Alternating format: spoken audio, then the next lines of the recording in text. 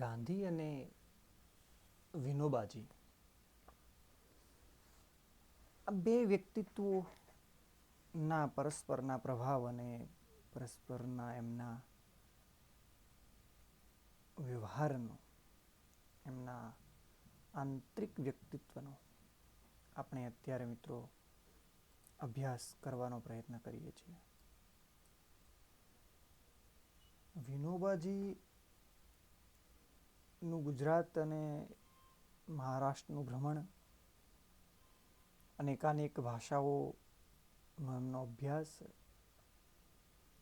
અને કેવી રીતે એમનું બાળપણ, એના સંદર્ભિત આપણે વાતો કરી છે.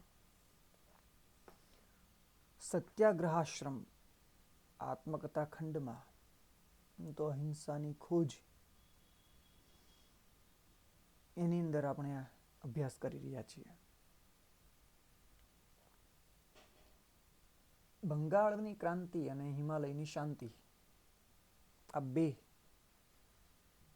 ભાવે એવું કહે છે કે મને આકર્ષે છે, આકર્ષતા હતા. પરંતુ એ બેયનો માર્ગ કાશી વિશ્વનાથ, કાશી વારાણસી થઈને જાય તે વિનોબાજી જ્યારે ત્યાં ગયા તો એના જીવનમાં એક આમૂલ પરિવર્તન આવ્યું, જે એની કલ્પનાતીત હતું. ઘટના એવી બનેલી કે તમે સૌ જાણો છો, એમ આપણે જાજો સમય નહીં, પણ ગાંધીજીએ ત્યાં પ્રવચન આપ્યું અહિંસા ઉપરનું, અને એમાં ઠાઠમાઠ સજીને આવેલા જે રાજાઓ હતા, એ રાજાઓને ગાંધીજીએ બરાબરના ખખડાવ્યા. એની ચર્ચા આટલો લાંબો સમય જવા છતાં ત્યાં વારાણસીમાં હજી શરૂ હતી, કાશીમાં હજી એની ચર્ચાઓ શરૂ હતી. એટલે જિજ્ઞાસાવશ અહિંસા ઉપર વિનોબાજીએ થોડા પ્રશ્નો, શંકાઓ મોકલી બાપુને, અને બાપુએ એકવાર એનો પ્રત્યુત્તર પણ આપ્યો. જ્યારે ફરી પાછી આ શંકાઓમાંથી બીજી શંકાઓ, પેટા શંકાઓ જન્મી, એટલે પછી બાપુએ કહ્યું કે જે અહિંસા અંગેના જે પ્રશ્નો છે તેનું સમાધાન પત્ર વ્યવહારથી ન થાય, એમાં જીવન સાથેનો સ્પર્શ જોઈએ. એટલે થોડો સમય તમે આશ્રમમાં આવીને રહો. આ પત્રમાં જે બાપુએ શબ્દનો પ્રયોગ કર્યો કે સમાધાન વાતોથી નહીં, જીવનથી થશે, એ વિષય વિનોબાજીને સ્પર્શી ગયો અને એમણે ત્યાં જવાનું નક્કી કર્યું. આ પત્રની સાથે, આ જવાબની સાથે બાપુએ આશ્રમની એક નિયમ પત્રિકા પણ મોકલી, જે મારા માટે ઓર આકર્ષક હતી. આમ અંગ્રેજી કે ઉર્દુ સાથે સંમિશ્રિત આ શબ્દ છે ઓર, વધારે. આમ તો ગુજરાતી ભાષાનો શબ્દ નથી, ઓર આકર્ષક. આ એમની શૈલી છે વિનોબાજીની. તો આ નિયમ હતો કે આશ્રમમાં તમારે જવું હોય તો એમના જે નિયમો છે એને તમારે પાળવા પડશે. એક નિયમ પત્રિકા હતી કે વિનોબાજી કદાચ આ પત્ર પછી એવું મન બનાવે કે ગાંધીજીના આશ્રમમાં જઈને રહેવું, તો આટલા નિયમો એમને પાળવા પડશે. એવી એક નિયમ પત્રિકા એમને મળેલી. વિનોબાજી કહે છે મારા માટે ઓર આકર્ષક હતી, એટલા માટે કે પહેલું કે આ તો એવું હતું કે સામાન્ય પત્ર વ્યવહાર થશે, ત્યાંથી તો બાપુએ આટલું મોટા વ્યક્તિત્વએ સીધા જ એમને પોતાની પાસે બોલાવી લીધા અને એમ કહ્યું કે તમે જીવનનો સ્પર્શ માણો. ત્યાં સુધી તો ઠીક હતું, પણ હવે તો એ પત્રના જવાબની સાથે જ એક નિયમ પત્રિકા પણ આવી ગઈ. એટલે કે છે કે ત્યાં સુધી કોઈ પણ સંસ્થાની આવી પત્રિકા મારા વાંચવામાં ક્યારેય આવી નહોતી. એમાં લખ્યું હતું આશ્રમનું ધ્યેય વિશ્વહિત, અવિરોધી દેશ સેવા, અને એના માટે અમે નીચે લખેલા વ્રતો જરૂર માનીએ છીએ. આ બહુ મહત્વનું વિધાન છે. મહત્વનું એટલા માટે છે, તમે જુઓ કે આપણે ગાંધીને જ્યારે ક્રિટિસાઇઝ કરીએ છીએ, જ્યારે ગાંધીનો અભ્યાસ કરીએ છીએ, તો મૂલ્યાંકન કરીએ છીએ, ત્યારે આપણે એક વસ્તુ આ વાતને જોઈ જોઈશે. આ વસ્તુને તમારે બરાબર સમજવી પડશે કે ગાંધીજીના આશ્રમનો ધ્યેય શું હતો. જેટલા પણ આશ્રમો એમણે સ્થાપ્યા છે ભારતમાં, એનો મુખ્ય ધ્યેય શું છે? તો કે છે કે દેશ સેવા કરવાની છે. આ એની પહેલી શરત છે. આ બહુ મહત્વની વાત છે કે દેશ સેવા છે જ, કરવાની જ છે, એમાં કોઈ શંકા નથી, એમાં કોઈ સ્થાન નથી. પરંતુ અમારી દેશ સેવા છે વિશ્વહિત અવિરોધી. આ બરાબર યાદ રાખવાનું છે. મારી, તમારી કે વિશ્વના કોઈ પણ દેશની દેશ સેવા, કોઈ પણ નાગરિકની દેશ સેવા એ વિશ્વહિત અવિરોધી હોવી જોઈએ. એટલે કે તમારી દેશ સેવા એ વિશ્વના હિતોને જોખમી બનાવે એવા પ્રકારની જ્યારે બને તો એ સેવા ગાંધીને અથવા ગાંધી વિચારને બિલકુલ સ્વીકૃત નથી. આ એમનો ધ્યેય છે આશ્રમનો. આ એટલા માટે વારંવાર આના પર ભાર આપું. તમે આજે જુઓ કે વિશ્વની જેટલી પણ સમસ્યાઓ છે એ સમસ્યાનો ઉકેલ એ તમને અહીંયાથી મળશે. નાના અમથા ઉદાહરણોથી આ વિધાન સમજવાનો પ્રયત્ન કરીએ કે સાહેબ, આજે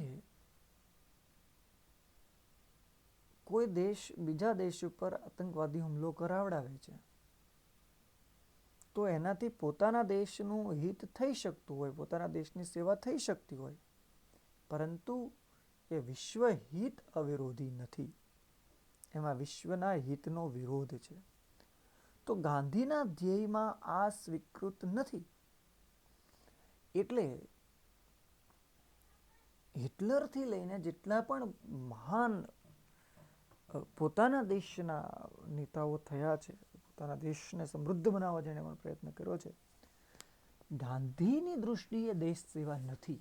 આ બરાબર તમને હવે સમજાય. કેટલા માટે કે દેશની સેવા વિશ્વહિત વિરોધી હતી. ગાંધીને માન્ય નહોતું, અથવા ગાંધી વિચારધારાને માન્ય નહોતું.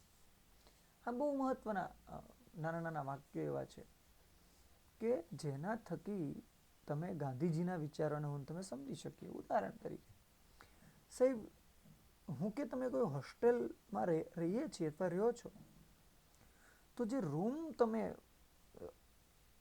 તમે રહ્યો છો એ તમારો દેશ છે એવું માનો, અને હોસ્ટેલ જે છે એ વિશ્વ છે.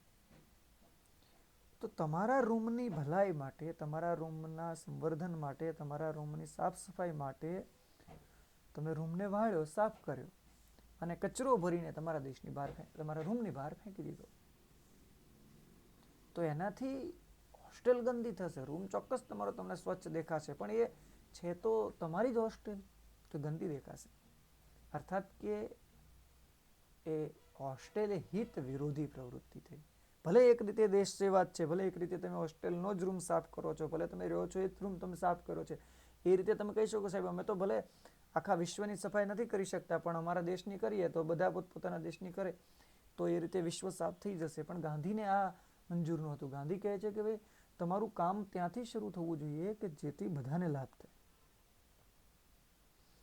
અથવા તો એ વિશ્વના હિતનો વિરોધ ન થવો જોઈએ. આ ગાંધીની દેશ સેવાનો ધ્યેય છે. તમે સમજી શકો શું કહેવા માંગુ છું. એના માટે ગાંધીજીએ 11 વ્રતો, એકાદશ વ્રતનું સ્વીકૃતિ કરેલી અને કહે છે કે એના માટે અમે આ વ્રતોને જરૂર માનીએ છીએ. આ તમારે એક માર્કનો બહુ મહત્વનો પ્રશ્ન છે કે ગાંધી આશ્રમનો ધ્યેય શું હતો? તો કે છે ગાંધી આશ્રમનો ધ્યેય વિશ્વહિત અવિરોધી દેશ સેવા હતો. તેના માટે તે શું કરતા? તો તેના માટે તેઓ 11 વ્રતોનું જે છે એ પાલન કરતા, જે આ મુજબ આપણે ત્યાં રહેશે, જેનો આપણે અભ્યાસ કરવાના છીએ. તો જે 4 વ્રતો અહીંયા છે એની વ્યાખ્યાઓ પણ છે. એક તો સત્ય છે, અહિંસા છે, બ્રહ્મચર્ય છે, આસ્તેય છે, અપરિગ્રહ, શરીર શ્રમ વગેરે એકાદશ વ્રતોના નામ લખ્યા હતા. તો આ ગાંધી આશ્રમમાં જે એકાદશ વ્રતોનું પાલન થાય છે એની વાત વિનોબાજી અહીંયા સંક્ષિપ્તમાં લીધી છે કે એટલું મહત્વનું નથી, એટલે માત્ર શરીર અપરિગ્રહ છે, અપરિગ્રહ સંગ્રહ ન કરવો છે, કોઈ વસ્તુને અપરિગ્રહ એને કહીએ છીએ, શરીર શ્રમ છે. આ એક બહુ મહત્વનો મુદ્દો છે. એટલે ગાંધીને વીવીઆઈપી કલ્ચર સ્વીકૃત નહોતું. આ બહુ સ્પષ્ટપણે સમજાવું આગળ કેવી રીતે.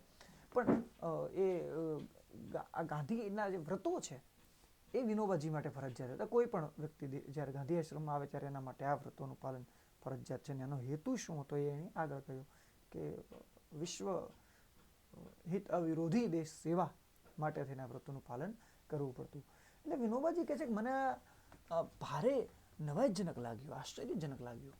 મેં તો ઇતિહાસના ઘણા થોથા વાંચી કાઢેલા, પરંતુ દેશના ઉદ્ધાર માટે વ્રતોનું પાલન જરૂરી મનાયું હોય એવું ક્યાંય ન ભાળ્યું.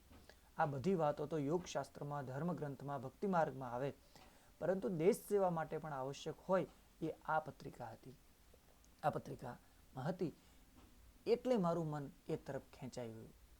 આ માણસને રાજનૈતિક સ્વતંત્રતા અને આધ્યાત્મિક વિકાસ બંને સાથોસાથ સાધવા માગે છે એવું મને લાગ્યું. મને આવું જ જોઈતું હતું. બાપુએ લખેલું તો અહીં ચાલ્યો આવો, અને હું બાપુની પાસે પહોંચી ગયો. તો એક તો બહુ મહત્વની વાત વિનોબાજી અહીંયા કરી. જો અત્યારે તમે જે વિનોબાજીને વાંચી રહ્યા છો, જે વિનોબાજીનો તમે અભ્યાસ કરી રહ્યા છો, એ મહાન વિનોબા નથી જેને આપણે અત્યારે ઓળખીએ છીએ. એ બહુ એમના પ્રાથમિક સ્તર ઉપર છે, એના પ્રારંભના સ્તર ઉપર ઊભા છે, અને એમણે આ વાત માંડી. હવે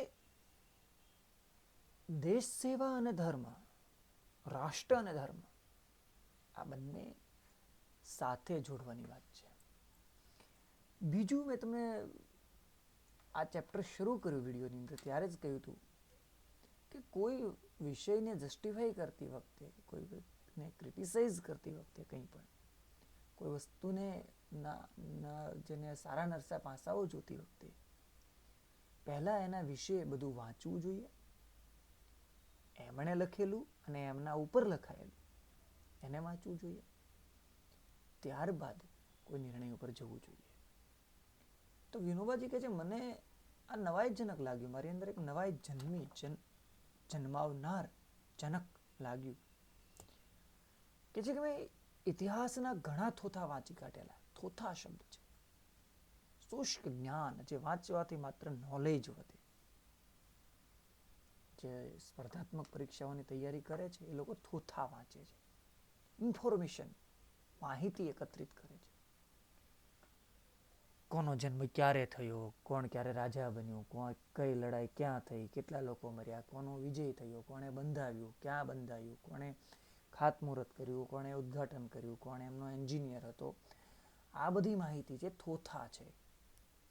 ક્યારે સરકાર આવી, કઈ સરકાર એ કઈ યોજના લાગુ કરી, આ બધું આને થોથા કહી શકે. ઇતિહાસના શુષ્ક જ્ઞાન છે. વિનોબા કહે છે મેં ઘણા વાંચી કાઢેલા.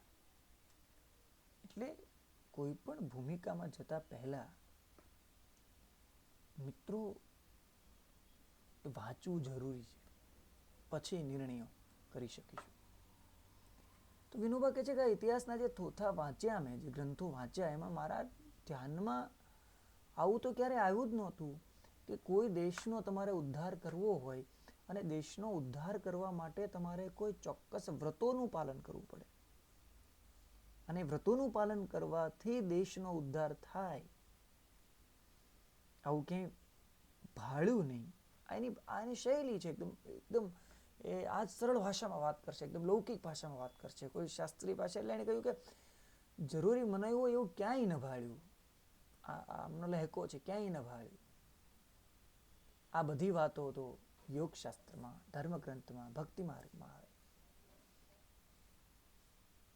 તો વિનોબાજી પોતે, તમે જો ઇતિહાસના ગ્રંથો તો વાંચ્યા જ, સાથે સાથે એણે અધ્યાત્મના ગ્રંથો વાંચ્યા, યોગ પતંજલિનું અને એની ઉપર લખાયેલા ભાષ્યો, ધર્મગ્રંથો અને ભક્તિ માર્ગ ની અંદર આ બધી વાતો હોય કે આ વ્રતનું પાલન કરવું, ને આ બ્રહ્મચર્યનું પાલન કરવું, ને સત્ય બોલવું, ને હિંસાનું આચરણ કરવું, અપરિગ્રહ રાખવો, સ્વચ્છતા, શૌચ છે,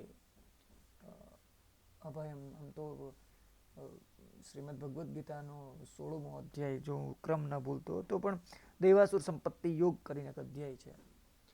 એની અંદર એક શ્લોક છે, મળી જશે તમને બહુ સરળતાથી. અભયમ સત્વ સંશુદ્ધિ જ્ઞાન યોગ વ્યવસ્થિતિ દાનમ દમશ્વ યજ્ઞશ્ચ સ્વાધ્યાયસ્ત્વ આર્જવમ. આ જે વ્રતો છે આ બધું ધર્મ સાથે લેવા દેવા છે. દેશભક્તિ સાથે, કોઈ દેશની ક્રાંતિ સાથે કોઈ લેવા દેવા નથી. એટલે આપણને એવું લાગે કે ભગતસિંહ વગેરે છે પ્રખર દેશભક્તો, દેશ ક્રાંતિની વાત તો બરાબર છે, પણ એની સાથે એમણે આવા કોઈ વ્રતોને જોડ્યા નથી. એનું પહેલું ધ્યેય અને છેલ્લું ધ્યેય દેશ સેવા અને દેશની સ્વતંત્રતા, એનાથી વધારે કંઈ નહીં, એનાથી ઓછું કંઈ નહીં. એમની જગ્યાએ સાચા હતા, એ જરૂરિયાત એ વખતે હતી, પરંતુ ગાંધીને બીજા માર્ગે જવાનું હતું. એટલે ગાંધીએ નક્કી કર્યું કે દેશના ઉદ્ધાર માટે વળી ધર્મને, યોગને, ભક્તિને સાથે જોડવી જોઈએ, પરંતુ દેશ સેવા માટે પણ આવશ્યક હોય છે, એ આ પત્રિકામાં હતી. એટલે મારું મન એ તરફ ખેંચાઈ ગયું. તો વિનોબાજી કહે છે કે મને દેશ સેવા સાથે સંબંધ રહ્યો છે, દેશભક્તિ સાથે પણ મારો સંબંધ રહ્યો છે, પણ ધર્મ અને ભક્તિ અથવા ધર્મ અને દેશ સેવા બંને સાથે જોડાઈ શકે આવી કલ્પના નહોતી. એ બાપુએ કર્યું અને એ માહિતી આ પત્રિકામાં હતી. એટલે કે મારું મન એના તરફ વધારે ખેંચાયું થોડું કે આ કેવી રીતે શક્ય કરશે અને કેવી રીતે થશે એ જાણવા જિજ્ઞાસા હશે. આ માણસ દેશની રાજનૈતિક સ્વતંત્રતા અને આધ્યાત્મિક વિકાસ બંને સાથોસાથ સાધવા માંગે છે, એવું મને લાગ્યું. તો જુઓ કે નહીં માત્ર રાજનૈતિક સ્વતંત્રતા, અત્યારે જે આપણે સ્વતંત્રતા ભોગવીએ છીએ એ મિત્રો બરાબર યાદ રાખજો કે રાજનૈતિક સ્વતંત્રતા છે, એ આપણું આધ્યાત્મિક વિકાસ નથી. આ બરાબર સમજવાની વાત છે. આપણે સ્વતંત્ર 15 ઓગસ્ટ 1947 થયા રાજનૈતિક રીતે, આધ્યાત્મિક રીતે નહીં. આધ્યાત્મિકતાનો અર્થ અહીંયા છે તમારું, આપણું કલ્ચર, મારું ને તમારું, આપણી સંસ્કૃતિ. અને જ્યાં સુધી તમે તમારા પોતાના અધ્યાત્મ ઉપર સ્વતંત્ર નથી થતા, ત્યાં સુધી રાજનૈતિક સ્વતંત્રતાનો કોઈ અર્થ નથી. આ ગાંધી સમજે છે. આપણે પ્રશ્ન છે કે ગાંધીજી શું ઈચ્છતા હતા? તો રાજનૈતિક સ્વતંત્રતા અને આધ્યાત્મિક વિકાસ બંનેને સાથે સાધવા ઈચ્છતા હતા. તો ગાંધીજી શું સાધવા ઈચ્છતા હતા? તો વિનોબા કહે છે કે એટલે મારું મન વધારે એના તરફ ખેંચાયું. વિનોબાજી કહે છે મને આવું જ જોઈતું હતું કે જેમાં અધ્યાત્મ અને દેશ, રાજની સેવા બંને ભેગું હોય. અને બાપુએ તો એમને આદેશ કરેલો છે. બાપુએ લખેલું કે તું અહીં ચાલ્યો આવ. અને હું બાપુની પાસે પહોંચી ગયો. આ ગાંધીજીની દૃષ્ટિ છે વ્યક્તિને પારખવાની, કે એ સીધો આદેશ કરી શકે. એણે કહી દીધું વિનોબાજીને કે તું આવી જાય, ને વિનોબા કહે છે કે હું પહોંચી ગયો. ધેટ સિમ્પલ, વાત પૂરી. આ ટ્યુનિંગ છે. બંને પાત્રો વચ્ચેનું જેને કે જોડાણ છે, આત્મિક જોડાણ છે. પોતાના ગુરુ કહે અને શિષ્ય નીકળી ગયો વ્યક્તિ અને પહોંચી ગયો બાપુની પાસે. એ દિવસ હતો 7 જૂન 1916. આ તારીખ યાદ રાખજો. વિનોબાજી મહાત્માને ક્યારે મળ્યા? તો મહાત્મા ગાંધીના આશ્રમે ક્યારે પહોંચ્યા? તો 7 જૂન 1916ના દિવસે. હું અમદાવાદ સ્ટેશને ઉતર્યો. મારી પાસે જાજો સામાન તો કશો હતો નહીં, એટલે જાતે જ ઉપાડી લીધો અને રસ્તો પૂછતા જ ચાલવા માંડ્યો. એલિસ બ્રિજના રસ્તે ચાલીને સવારે 8 વાગે આશ્રમે, એટલે કોચરબ આશ્રમે પહોંચ્યો. મિત્રો, આ બાપુનો પહેલો આશ્રમ હતો. અમદાવાદમાં એમણે પહેલો કોચરબ આશ્રમ સ્થાપ્યો. તમારામાંથી અમદાવાદ જે લોકો ગયા છે અને પાલડી સ્ટેશન જે છે, બહુ પ્રસિદ્ધ જગ્યા છે અમદાવાદની, ત્યાં ગયા હશો.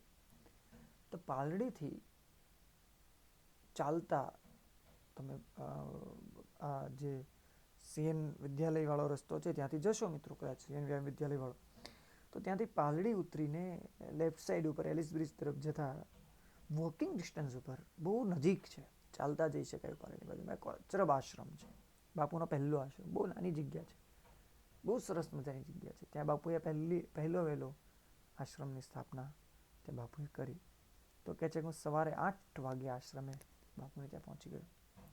બાપુને ખબર પહોંચાડાઈ કે કોઈ નવા ભાઈ આવ્યા છે. એમણે કહ્યું કે ભલે નાહી ધોઈને મને મળવા આવે. નાહી ધોઈને હું એમની પાસે પહોંચી ગયો ત્યારે એ શાક સમારતા હતા. હવે તમે કલ્પના કરો સાહેબ કે 7 જૂન 1916 એટલે દેશની સ્વતંત્રતા માટેની લડાઈ એની ચરમસીમા ઉપર, ખૂબ કાર્યક્રમો, ખૂબ આયોજનો, સતત કામો ચાલે. 8 વાગે વિનોબાજી બાપુના આમંત્રણને માન આપીને પહોંચ્યા. માણસોએ બાપુને જઈને કહ્યું કે કોઈ ભાઈ આવ્યા છે. તો તો બાપુએ કહ્યું કે એમને કહો કે નાહી ધોઈને મને મળવા આવે. તો જુઓ, આ એમની ધીરજ છે, એમની ખંત છે. કહ્યું કે નાહી ધોઈને, કેમ કે રાતની જર્ની છે, સવારે 7 વાગે તેઓ સ્ટેશને ઉતર્યા, 8 વાગે આશ્રમે પહોંચ્યા, એટલે વહેલા ઉતર્યા છે, ચાલતા આવ્યા છે 46 બ્રિજ રસ્તે થઈને. તો બાપુએ કંઈ ઉતાવળ કર્યા વગર એમને નાહી ધોઈને પછી બાપુને, વિનોબાજી કહે છે કે હું નાહી ધોઈને એકદમ ફ્રેશ થઈને એમના માટે મળવા ગયો, ત્યારે બાપુ શું કરતા હતા? તો કહે છે બેઠા બેઠા શાક સમારતા હતા. તમે શું કલ્પના કરી શકો કે આપણા વિસ્તારના કોઈ ધારાસભ્ય તમે મળવા જાઓ સવારમાં શાક સમારતા હોય? તમે કલ્પના કરી શકો સાહેબ કે તમારા વિસ્તારના સંસદ સભ્ય તમે મળવા જાઓ અને સવારે બેઠા બેઠા શાક સમારતા હોય? આ તો સાહેબ રાષ્ટ્રપિતા, સમગ્ર ભારત એમના એક આદેશથી પોતાનું સ્વતંત્ર હોમી દેવા માટે તૈયાર. એ વ્યક્તિ સવારમાં આશ્રમમાં શાક સમારે છે. ભારતના પ્રધાનમંત્રી છે, શાક સમારતો હોય. કલ્પના કરો તમે.